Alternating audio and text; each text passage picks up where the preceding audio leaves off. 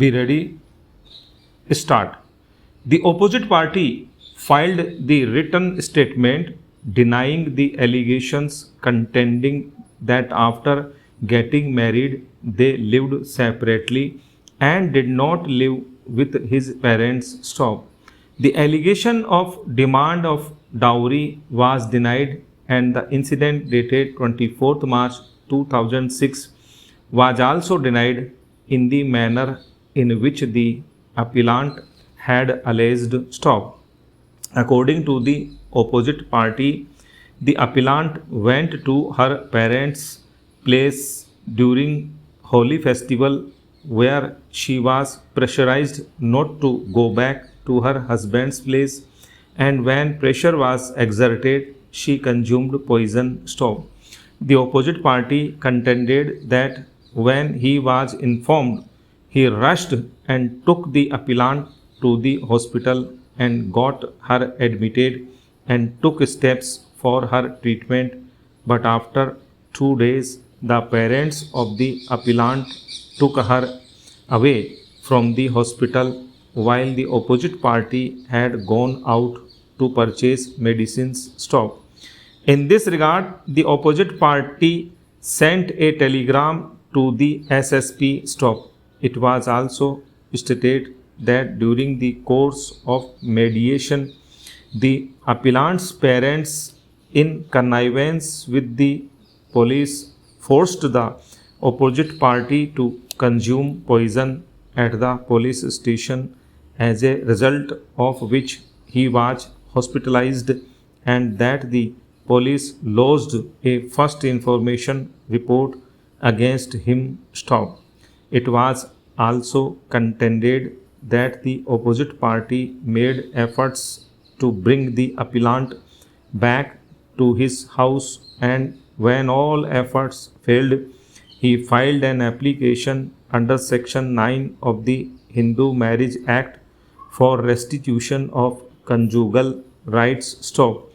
As a counter blast, the appellant filed the suit for divorce under Section 13 of the Act. Stop. Para. The trial court, after shifting through the evidence, allowed the application for restitution of conjugal rights and directed the appellant to live with her husband and perform her marital obligations. Stop.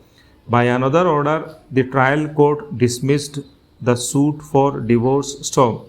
The appellant, being aggrieved by the aforesaid two orders, has filed two separate appeals which have been clubbed together and are being decided. Stop.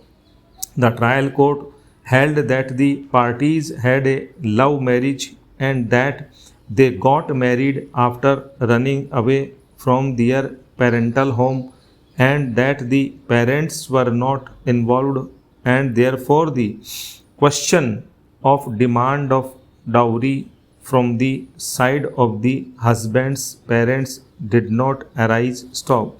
The court below disbelieved the theory of dowry as raised by the appellant, contending that if the opposite party had raised a demand of dowry immediately after the marriage, in which case the marriage would not have been registered. Stop.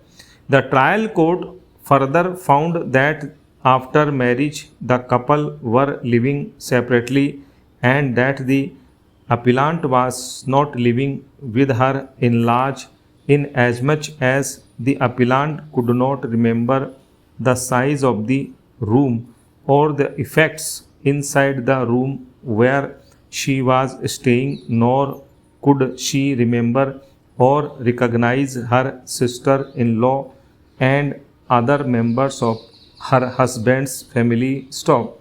The trial court held that the appellant could not prove that she was living with her in-laws. Stop. The trial court also held that the divorce suit was filed after the application filed under Section 9 of the Act for restitution of conjugal rights stop.